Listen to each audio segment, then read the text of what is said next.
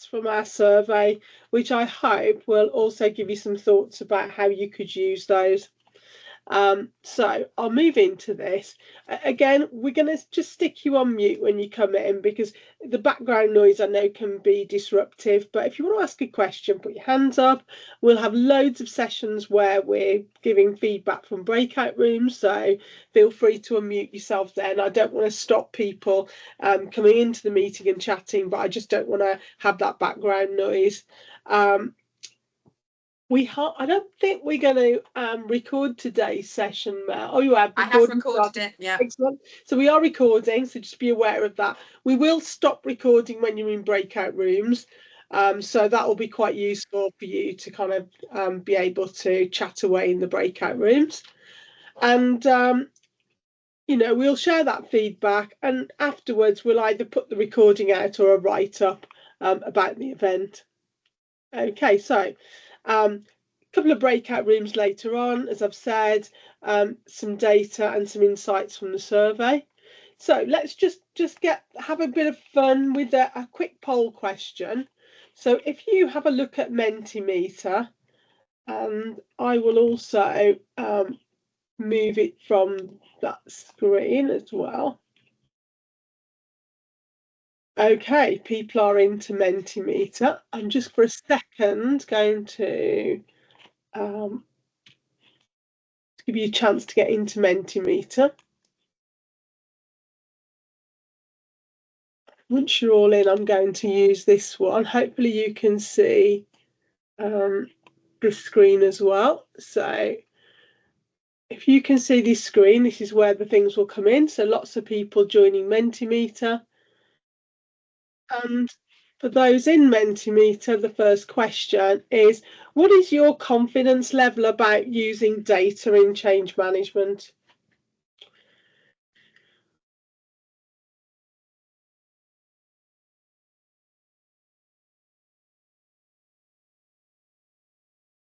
I commend the people who are being honest and saying avoid it, which is a deliberate act, or don't use it at all, which is we haven't got round to it yet, because I think that's being very honest, and certainly something I'm seeing a lot of, actually. I must admit, I always feel like I'm really confident, and then when I start setting up some things, some surveys or some ways of doing it, I go to fairly confident, and then sometimes when I get pushed back about questions, I feel like I want to avoid it. So I think I go through all of those. It's a bit like a change curve. Excellent. So hopefully it's gone a bit quiet at the moment. We've got a lot of answers in there. I'll keep asking poll questions during the session. So let me just move this to one side at the moment. We go back to the presentation. So 18 people are fairly confident. Hopefully at the end of this session, you'll have a little bit more confidence. Why does it matter was the first thing I started thinking about, because before I got going on how to do it, I thought, it'd be really, really useful to think about why it matters. So I think if you've got some data you've collected, it gives you some insights. It means the decisions you make around the change project can be fairly well informed, and you can talk to leaders and you can say, look, this is what we've found out about the project so far, or this is what we found out about this part of the project, and I think this is what we should do next. And the next one is about measurable success. So if you're measuring something, you can actually look about, are we really improving efficiency? Are we really improving engagement? Are we achieving the outcomes we set out to achieve? I think it's also useful about getting people aligned, because if you say to leaders, look, only 50% of the people are attending our training courses, everybody knows that's what's happening, and there's some lack of engagement there. So, and I'm hoping, Mel, you're monitoring the chat for me, because my brain can't do too many things in one go. I think somebody's just said, I'd love any tips for data points for behavioural change, because I think this is one of the things we are talking about is how do you come up with data points for actually how people are feeling. I think there's somebody else who's talking about the importance of having numbers as a baseline, then it's easy to repeat. Yeah. And doesn't create a reporting nightmare. That is why that we put in the how confident do you feel. I suggested to Jill that we put this in at the start of this session, and at the back end of the session this afternoon we want to go through it again, just to really role model that, you know, something as simple as a how do you feel type question at the start and the end of something can be incredibly helpful, and you can follow that up a day later, a week later. So I think it's getting in the habit of doing exactly what Jill did at the start, which is to put in questions. Yeah, absolutely. And again, as I said before, there's creating some alignment there with people. And it's really difficult sometimes to get started on the question and get the right question at the start of your project, so that as you go through it, you can keep testing it. And sometimes spending a bit more time working on, is that the right questions that we want to ask? And I know a lot of companies are telling me about the problem they have with, you know, the kind of people going through surveys, and they're getting a bit tired of all the surveys. So thinking of other ways of getting data is really important. But I'll give you some suggestions as we go through this. And then kind of, it does prove the value of your change program if you've got some really concrete metrics that demonstrates that the change management efforts driving return on investment and business goals. So those are some of the things that I thought of were good reasons to use data.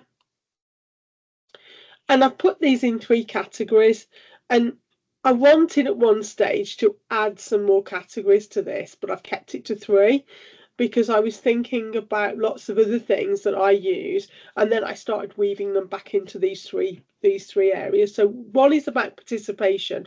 Are people really participating in your change? Because by knowing about people participating gives you a real kind of indicator that people are getting involved, they're getting to understand it. Before you even start to see some returns, knowing that they're actually getting involved is really important.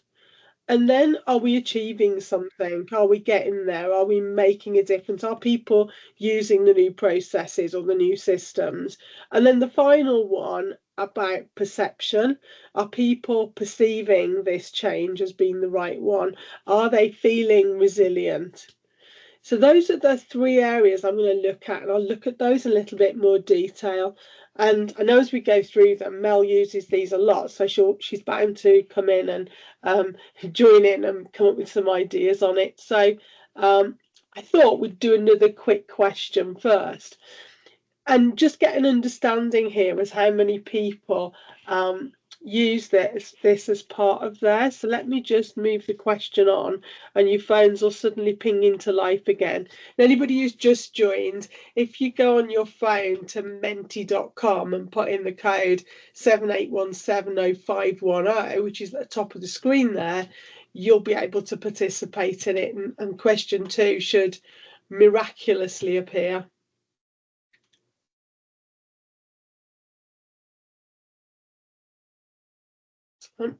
And it's great people are being really open and honest, because I start off thinking I'm going to do it and sometimes don't.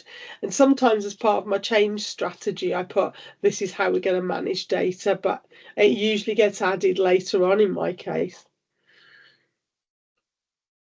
So, I must admit, I am increasingly finding that this is something that I've done so many things about, and we've talked in previous sessions, reward strategies, momentum strategies, learning strategies.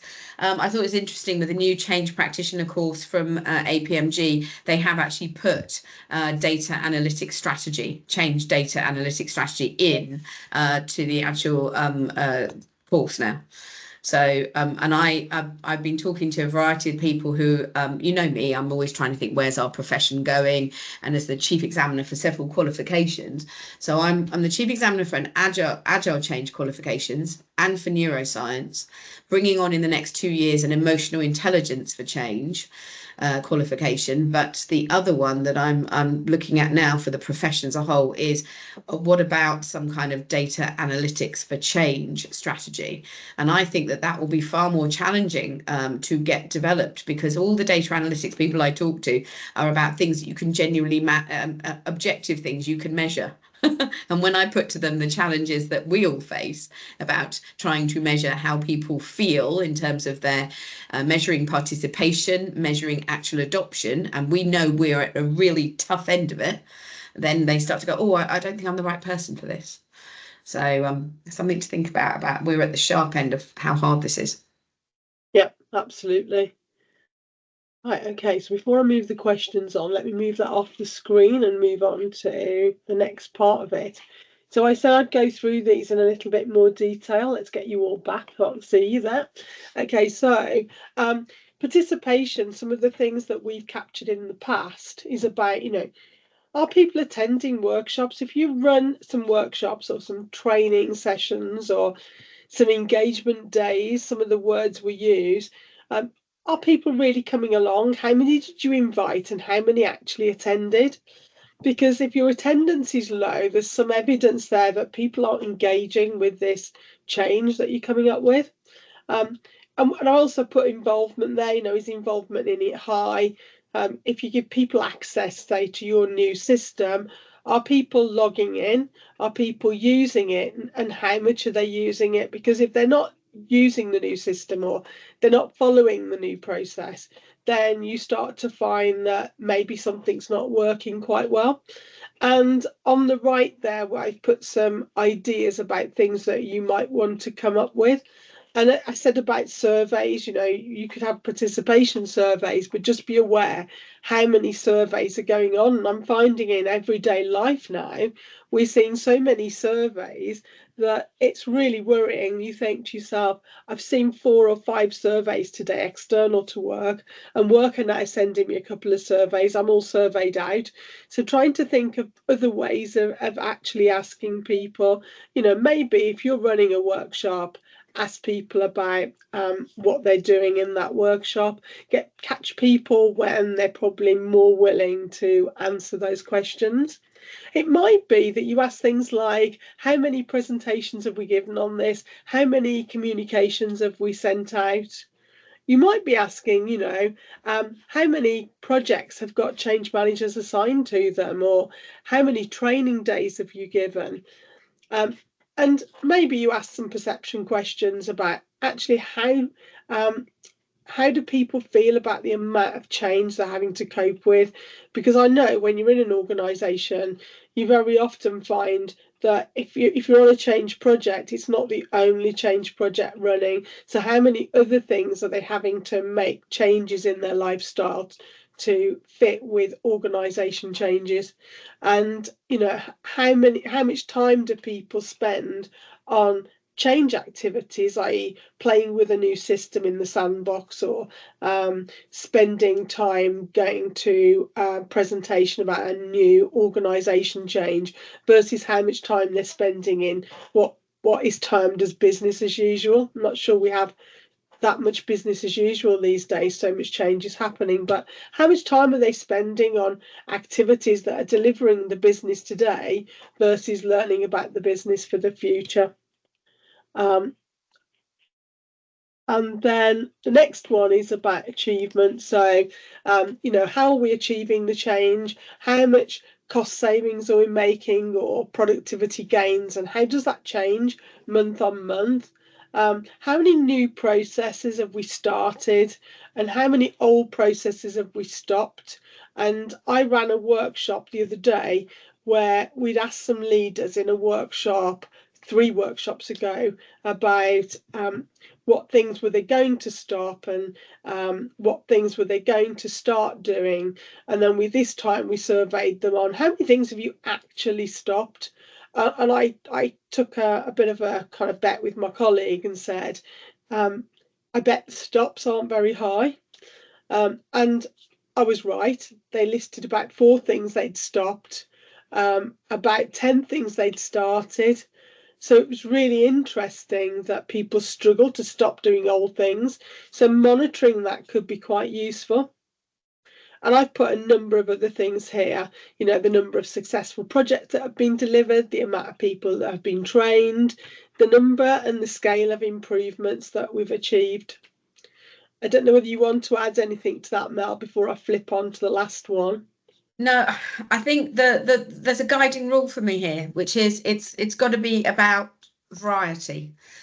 Because one things I'm learning is that something that makes an obvious data point for me doesn't connect with maybe one of my senior leaders. So I think it's the widest possible variety of data points that would excite somebody. Some people are more interested around the quality of learning, development, participation in coaching, mentoring. Some people are going, well, how many people are actually involved in the rework of actual processes?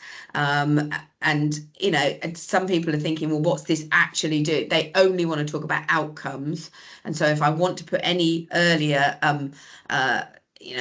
I want to put some participation ones in that will lead to these achievement ones. So one of the things I'm always thinking about is whatever my achievement metrics, did I find some earlier participation ones that will also help, that would perhaps lead to these. So these are the end game, use them as the end game and work back for some of the other metrics.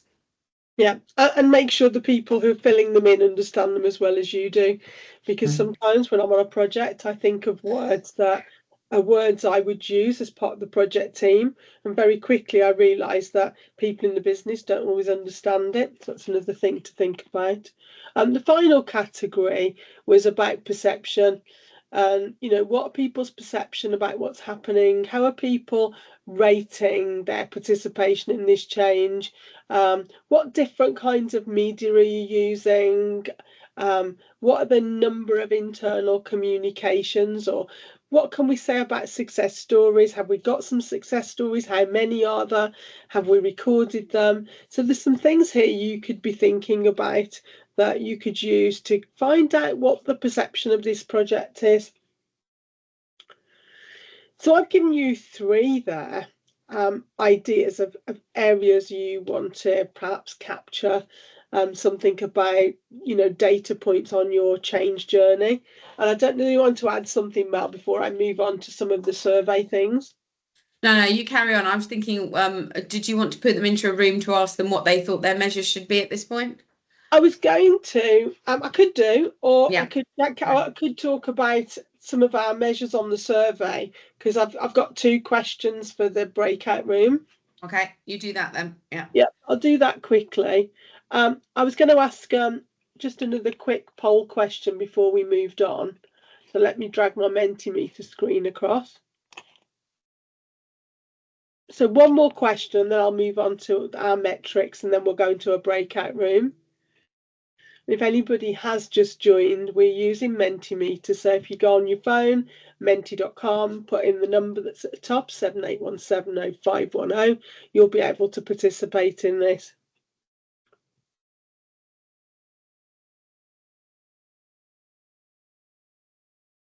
I'm sure everybody knows what dashboards are, but they're a bit like on your car where you're sitting and you're looking at lots of information about what's happening while you're driving, your speed, the number of revs, what gear you're in, whatever else it comes up on the screen. When you create a standardized dashboard and you keep using it on your project to see some ongoing metrics, something that is worth thinking about. And I can see that people aren't using them, but they became very trendy about 10 years ago and everybody got them for things. They seem to have lost the trendiness now, and I think it's something we should consider bringing back, because definitely having something in front of the leadership team to show them how things are going are really important. But it seems to be something that's dropped off a bit post-COVID. Yeah, and I think it drags our entire profession back into the fact that we are telling stories about the things that we're doing and the impact that we're having, but we're only appealing to people who want a more hearts and minds approach, and we're not giving them the data that they're actually looking for. Yeah. Okay, that's really useful. So I have got another question towards the end, but what I want to do now is just take us one step further forward. Let me find you all again and just talk about some of the things we did, because we ran a global survey, and on our global survey we asked some questions, and each year we do this survey, and we'll send out some links to people for this year's survey post this event, because you might find that it's useful to take part. And we asked some questions, and we asked people about what did you feel, what do you feel about change? And these questions, if you use them, you could have our data as benchmark data. So one of the questions we ask is, do managers and staff share responsibility between them? You know, where is the responsibility for making this change happen? And we got an answer of 48%. So less than half of the companies felt that responsibility is shared.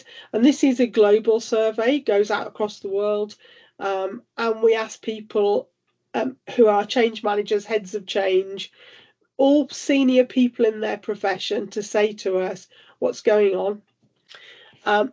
Another question that we found quite useful is, people have time to adopt new ways of working?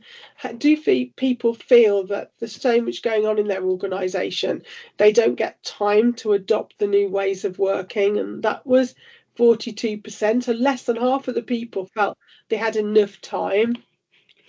And then skills for change management are known and respected. I was really surprised at this one, because heads of change feeling that we still aren't clear about the skills we need for change managers is a fascinating statistic. But actually, if you asked senior leaders in your organisation, what skills do we need, what would you get back? Because if we don't know the skills we need, we're not developing the skills, and that might affect our ability to implement new ways of working.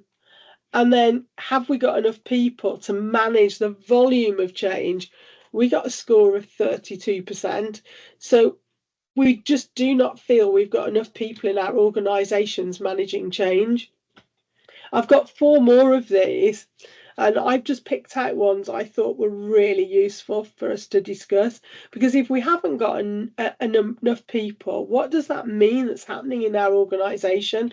And maybe it's slowing down getting those benefits that we set out to achieve. People always know change is coming. That fascinates me, because we find that if people don't know a change is coming, they're not going to get prepared for it, and they're probably going to struggle with it, and we're probably not going to make the benefits at the end of the day. So people always know change is coming. As senior change people said 45%. Now, I'd have thought the senior change people would have overestimated, because they're the ones ensuring the communications are going out, the engagement sessions, and yet it's 45%. So if I asked a senior leader in the same organisation, we might find that that's actually even lower. Our level of change is manageable. So again, less than 50% of people felt that the amount of change going on in their organisations is actually not manageable. So that is another worrying statistic. What would your organisation say about, can they manage the level of change? We asked senior change people about senior leadership, and do senior leaders know how to sponsor change? And we got 38%. And the final statistic I've put here is, people openly talk about the pressures of change. That's 66%, but that means that people are openly talking about the pressures. What are they saying? What are their comments? What are they feeling? Because we as change professionals have got to try and help change some of these numbers in our organisations. Mel, before I go on to breakout rooms, is there anything you want to add to that? Now, I'm answering questions in the chat about, I've put the link in there for the survey. If you want to get hold of the analysis and report for this year, have a little look and register on there, because you do all the analysis, I know, Jill.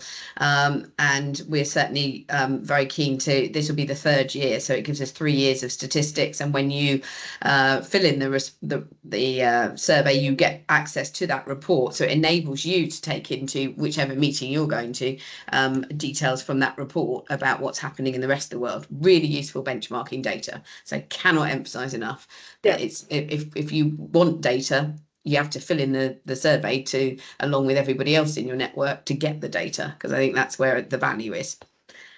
And I think to add to that, previous years we've asked people 2 questions on the 2 things on the same question. We've asked about their feelings and how they think, and we used a specific survey type technique to do that. This year we're just asking about people what they think.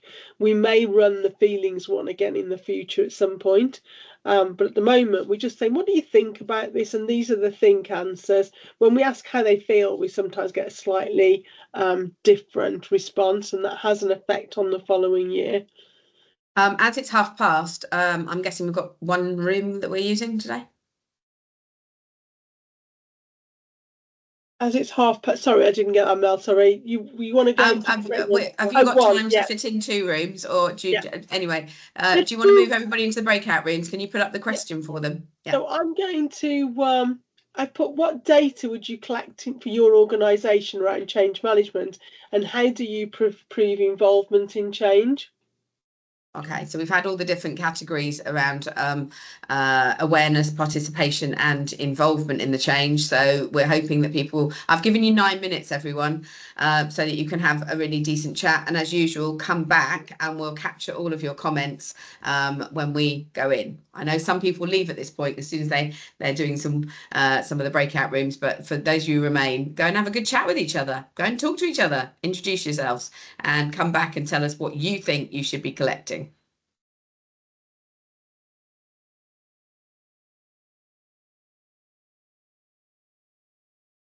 These 10 seconds always seem a long time. Okay, it's not letting me assign participants. So hang on a minute.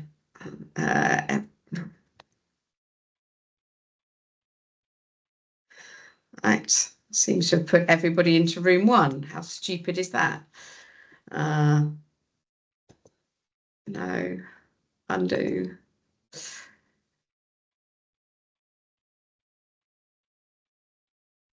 Okay, I'm going to close the rooms and start again, guys, because I do not know what's happened there. I'm going to rubbish the rooms and start again. Here we go.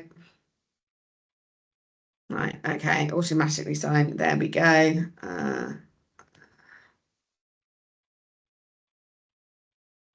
Rooms.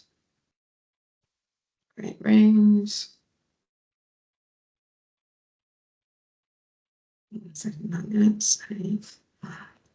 So hopefully now it will put you all into rooms. Fingers crossed. There we go. Now Teams is behaving itself. Excellent. Yeah, there's 5 in each room, whereas before it was trying to put everybody into room 1, which I thought was less than helpful. There we go. Yeah, everybody's moving. I can see it now. So I've got it running on my phone as well. There's only Graham and Susan who haven't moved across to rooms. You having a problem with your room there, Graham? I don't have a button to choose. Just says join room. Yeah, mine didn't say that. Okay. Or maybe I missed it. I don't know. Okay, let's see. Yeah, unassigned.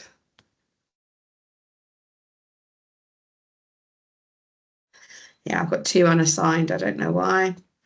And it's not letting me move you into a room. Oh, okay. Okay, you're not allowed. Your settings are preventing you from accessing breakout rooms. Oh, okay. Okay, so why don't you 2 come off mute and you can be your own breakout room, to be fair. Okay. Graham, if you want to come off mute and act as a break and work with Susan and have your discussion, Jill and I will leave you to do that.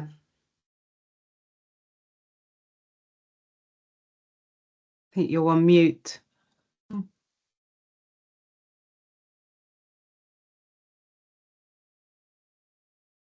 Oh, can you hear me? No, I can't hear you. He's not on mute, but I don't think he's put his microphone down. It looks like it's on his. Oh. Go. How's that? Yeah, much better. There you go. It's been a long day, Mel. I'm going to shut up and leave you two to talk while I do the rest of the group over here. Okay, thank you. Okay. See you soon. Hi, Susan. How you doing? Oh, I'm good. How are you? Yeah, okay. Obviously, IT is one of my specialist areas. Yeah, I don't know why. I've been in breakout rooms before, so I have no idea why it's not allowing me to go into a breakout room. Really weird. No, well, maybe there's a maximum size of people in rooms or something, and there's just two of us too many. Okay, so we have a question to answer. Is that correct? We did, and I didn't write down, but it's how do we use data in change, wasn't it? Yeah, what data would you collect for your organisation around change management? How do you prove involvement in the change? Okay. So should I go first on the grounds that I've been doing it recently? So a couple of ways, actually, one of which is if we've got a new system, a new IT system, what I do is I get our IT department to track usage. Because what I can then do is once I know who's using it, I can compare it against our total possible users. And then because they're very competitive underwriters, I work in insurance, because underwriters are very competitive, I then produce a league table on usage of that system, and then I publish it. And you won't watch them explode. It's great. And then also what I can do is use that same information to then go into the individuals concerned that haven't used it. Say, why aren't you using it? Is there a problem with it? Is it not working for you? Do we need to enhance it? Do we need to change it? So that's how I do it for systems. How I do it for processes and changing work is we tend to use pulse surveys, but only for those directly impacted. So typically, if it's a 6-month project, I'll run maybe 3 surveys. One when we start off, one when we normally just as we're about to start training, and then normally one after we've done the training, which is obviously the benefits realization bit. Yeah. How about you? Okay. So I'm working on 2 projects at the moment, and one is more of a pilot, and the other one is user adoption of a particular IT tool. And like yourself, with the pilot, we sort of gave them everything that they needed to sort of use it. We sent out some surveys to see if they're using it. They weren't really filling in those surveys, so we had to change tactics and say, okay, let's pull the stats. So went to IT, got the usage stats, and then I decided. But before that, I offered them sort of lunch and learn kind of thing, see if they would engage that way. We weren't getting any traction there, so changed it and said, okay, let me pull off the stats.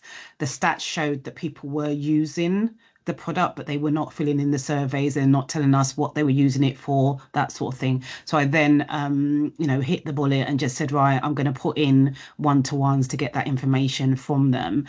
And as a result of that, I got much more engagement. I got really deep into those who were not using it and why they weren't using it, and some of it was misconceptions and all of that. So we got a lot of information from those one-to-ones.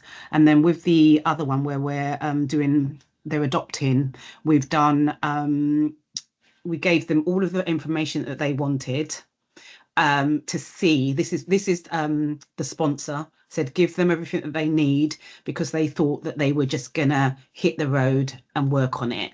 Pulled off the stats. Hardly anyone was using that tactic. Because it's very naive. And then she did actually come back. She says, "Oh, was I being a bit naive?" I'm like, "Yeah." And then then we offered them training. So we've done 2 weeks worth of training, and we've compared pre and post, and you can start to see the climb. So that's how we're sort of tracking the data, by measuring it from pre to post training, and then we'll keep doing those stats when all of the training has been delivered, and then we're hoping to see that growth from pre-training to post-training, and then filtering back and maybe looking at those people who have not touched the product, even if they've had all of this training and stuff like that, and then looking at why. So that's what I've been doing. That's really good. I do wonder if there's I think the ideal might be if you've got a new app or a new kind of IT system, if there's a way that when people go in there, they have to do the survey when they go in. That could be really effective, couldn't it? Well, almost like the gatekeeper. Would that work? Well, we did have the actual company that helped us do the training. They have a usage stats, and what I found is that people are a bit contradictory. They will say, "Oh, it wasn't useful," but they've not even touched the product.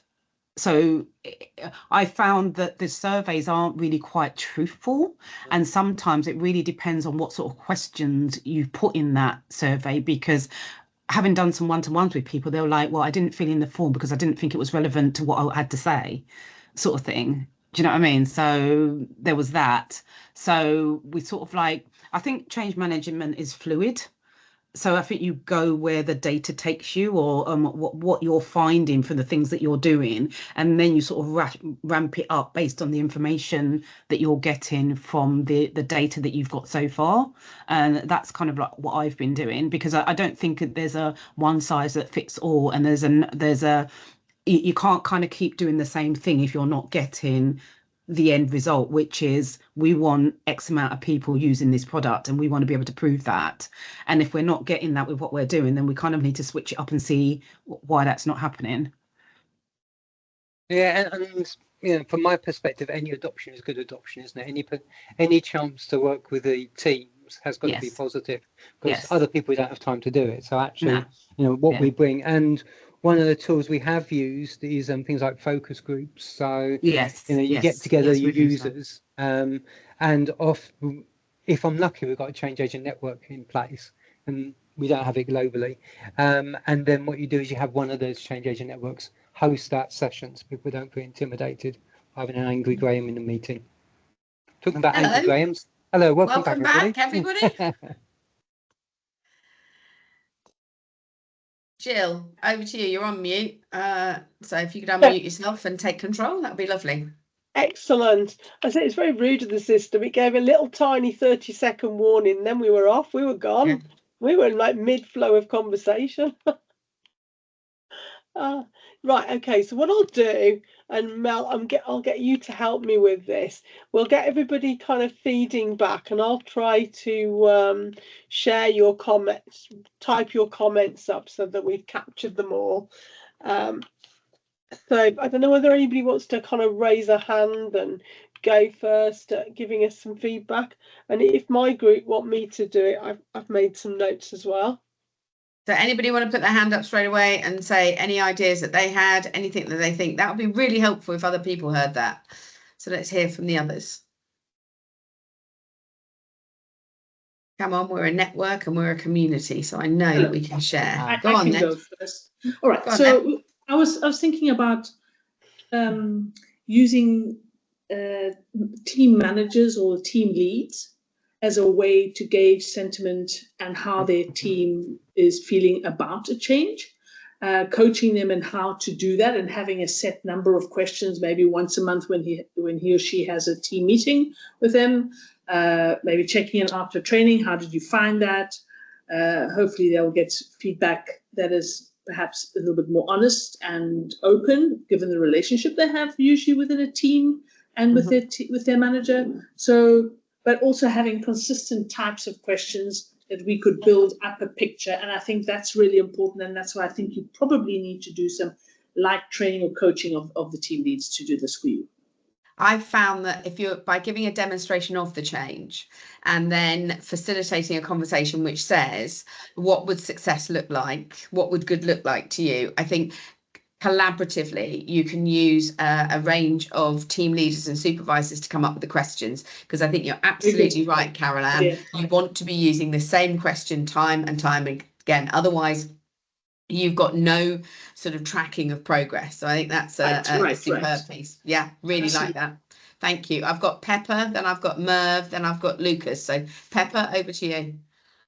Hiya. Yeah, so the team that I work with, we use Lean Six Sigma quite a lot, which puts kind of data points kind of at the beginning of the project and at the end of the project.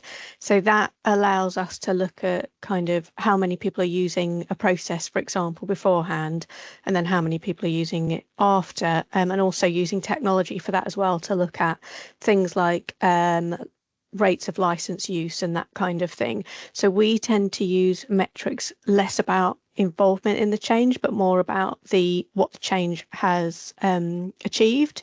And then by measuring that, we can also do things like voice of the customer. So we can look at the satisfaction rates before we put the change in, and then satisfaction rates afterwards. So by putting all of that data together, we kind of see how people have moved through the change in order to make the change happen. So that's kind of what we do in our team. But throughout the organisation, it's quite sort of hit and miss, really. So some teams do some of that, some teams don't do any of that. And we always try and use that kind of hard data when we can, as well as the qualitative. So that's kind of how we do it. Really interesting. And would you say, have you got any feeling for why some teams are and some teams are not taking part? I think it's about maturity, but also about time. So quite often we will go and do problem statements and find out what's going on. We will help them find a solution. We will implement the solution, and then they won't want to do any measurement or any data afterwards, because the change has happened now, they're happier, and therefore they're not interested in measuring it because they haven't got the time, they're on to the next thing. So just being in that kind of fast-paced environment, I guess. Yeah, excellent. Thank you for that. Really helpful. I'm off to Merv now. Hello. So this is a bit different, I guess. So Myra was saying in the group that I've been, like, she would have been benefited from some adaptability from a previous program. So there's a baseline, which kind of let me think about how it is change KPIs, the real change KPIs are the long-term KPIs, whereas the program and project KPIs are a little bit short-term. So that's why us coming up at the end of the programs is quite challenging. But if we were to have like a more industry level KPIs and measurements in terms of out of how X number of change initiatives this company, managed to adopt, I don't know, 5 of them. So there is like a more industry level, and then quantifying how that financial benefits, more long-term metrics to, I don't think I've explained this very well, but basically more outsource evidence to convince people how you are successful in terms of comparing your change initiatives to each other. I think that will be that could be a starting point. Excellent, thank you. Myra, as you were in that group and obviously you seem to have got the conversation started, do you want to weigh in at this point with anything on that comment? One of the things we were talking about was the McKinsey work has its value, but actually sometimes it's like, if you look at why change fails, I think a lot of us would say it actually is because of some of the lack of attention on the change management piece. So if there's something you can say, well, why would you sell a change management person into a project? And you can use data. For instance, I know personally 50% of the work I've done in Workday has been recovery programs rather than new programs. That's just my personal insight. Are there any others that we can use? So the cost of non-conformance means if you can track that, you've got an in on the change sell. Yeah, the cost of non-conformance. Excellent. Thank you very much. I love that. Lucas is next. Over to you, Lucas. Thank you. So in our group, we just sort of started talking about what else can we use in addition to surveys in terms of getting data, and kind of building on Carol's point, what worked in our organization quite well is having a group of representatives. So not necessarily the team leads, but actually people who are more engaged in, in the doing. And we found that it's actually, well, they kind of work in both ways as change agent, but also as a really helpful forum to give that additional perspective. And in some difficult points, they can give a really, really valuable insights about both how things are landing, which sometimes are actually quite different from the leadership team's view, or, they can give an extra level of detail that's kind of only visible to staff really on the ground. So yeah, it's having a forum of those engaged, kind of using your change agent network to get that data collected for you and get that real feel of what the change actually looks from the perspective of people who are experiencing it. Brings me to a question for you then, because I think a number of us we love those conversational points, but I think one of the things I'm increasingly doing is using ChatGPT, for example, to summarize all of that, or to find the most, I can ask ChatGPT to not only summarize it, but also to find the most frequently mentioned points, as long as I have recorded the session. I've got a transcript. I can use the transcript to do an awful lot of data analysis related to that subjective data. I don't know if you've got a reflection on that, or if anybody else wants to weigh in a moment on that.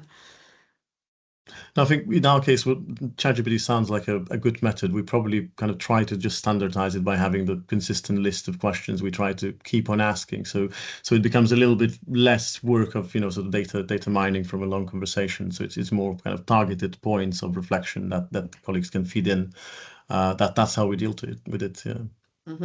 Yeah, it's just been a real learning point for me this year, in that if I am doing any kind of sounding out of how people feel, I'm trying to do a Teams call or a Zoom, but a Teams call which I can record, get that transcript and put it straight into, well, Copilot if I'm on a Microsoft platform, and it's pulling together that a huge number of those transcripts, right, sort of copy them straight in and going, right, okay, find the commonality for me. Because if I've read over sort of 15-minute conversations, but I've read over 8 to 15-minute conversations, I'm getting a sense of maybe what things are, but I do find that Copilot or ChatGPT will pull out things that I haven't particularly noticed.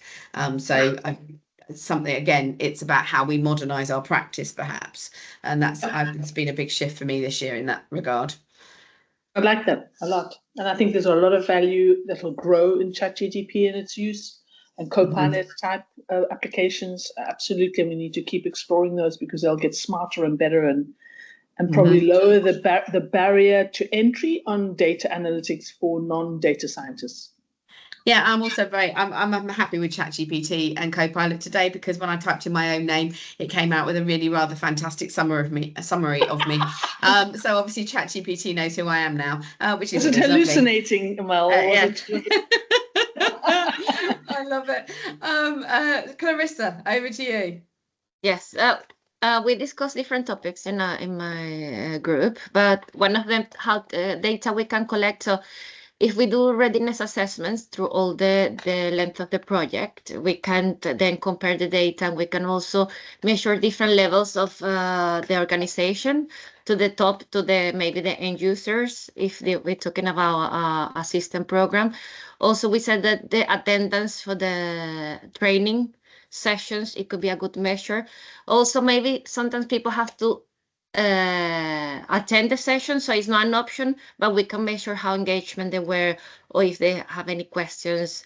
We said that it's better to have a survey at the end of the session or within the session rather than later. So we found out that people get more replies. We get more replies if we have a survey in the meeting. Also, we could also have a meeting 4 weeks later to see if how people feel, if it really, the first survey reflects the reality of how people were engaged. Because sometimes people say, yeah, I'm ready to change after the training, but actually when they are involved with the system, for example, and they face the system, they say, oh, actually, I'm not ready to engage. So this is when we have to maybe compare the data. And also we said that the behavioral change or the cultural changes are more difficult to measure. But also we said that having super users alongside the different groups will help with engagement, potentially, because they can help us to drive the change. Yeah, totally agree with that. Thank you very much for that. Who's next? Susan, I think, is my next one. Hi, so I've just run that exercise that you've been talking about, Mel, in terms of using Copilot to summarize the commonalities. So basically, I'm running two projects, and I don't have the it's just me, basically.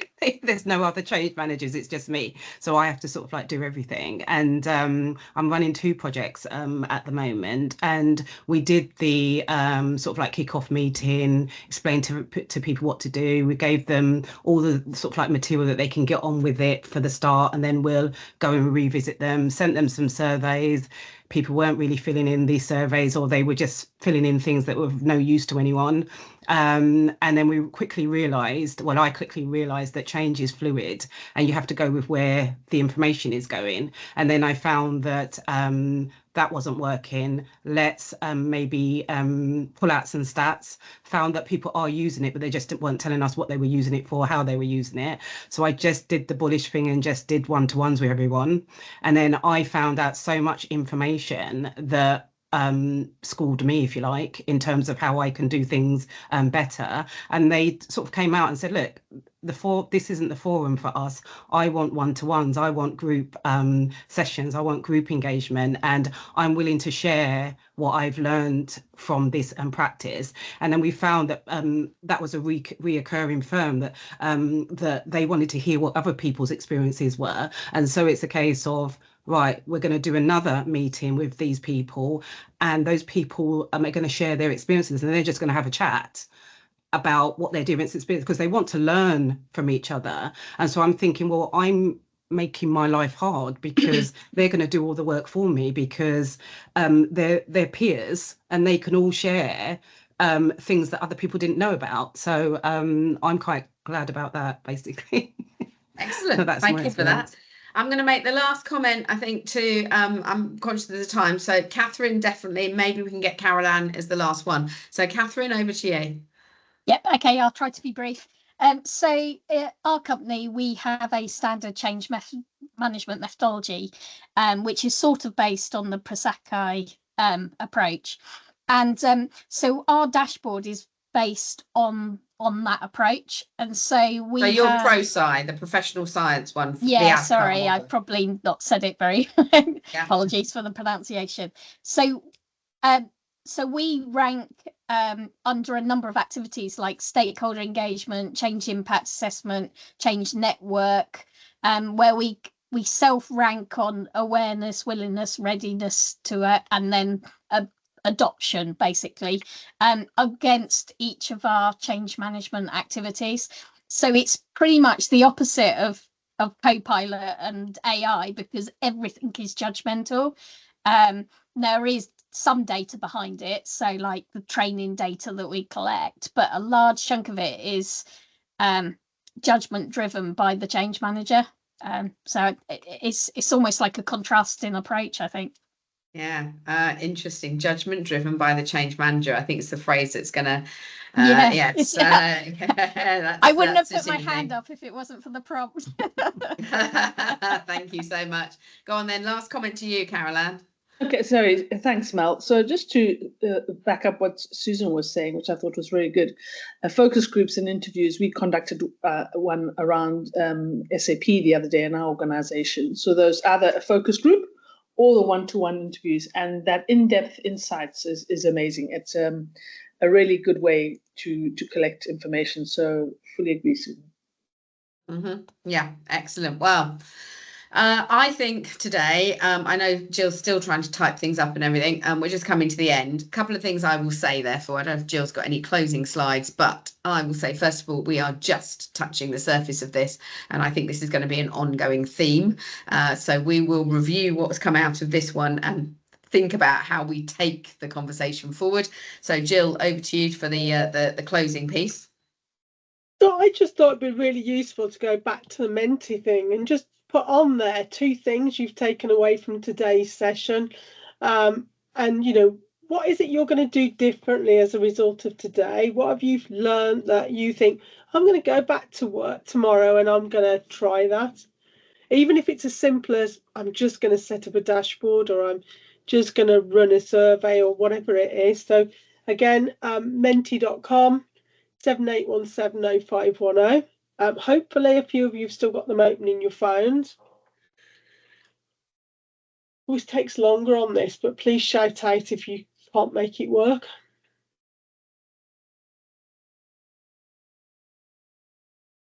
Oh, I love the AI summaries, Mel. You're gonna have a few more sign-ups to ChatGPT.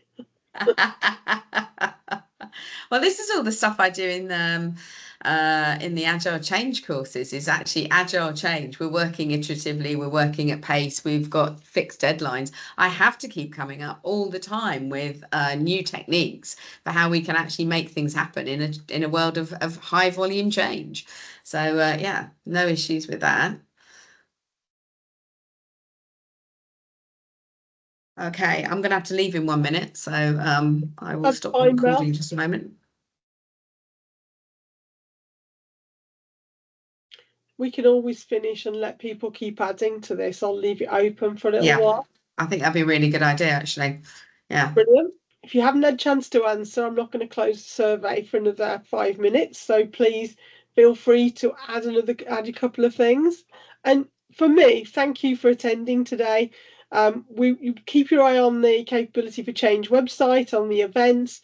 We'll put another community event in about a month's time, and I can't remember the date, Mel. I can remember that we do have one on the 18th, which is all about the paradigm shift in terms of change management from a function to perhaps a capability function that sort of polices and governs to a capability building function. But before the 18th of October, on the 4th of October, if you are changing job, thinking of changing job, or hiring for jobs in change, you really, really want to join the IN group. Investigo is one of their brands.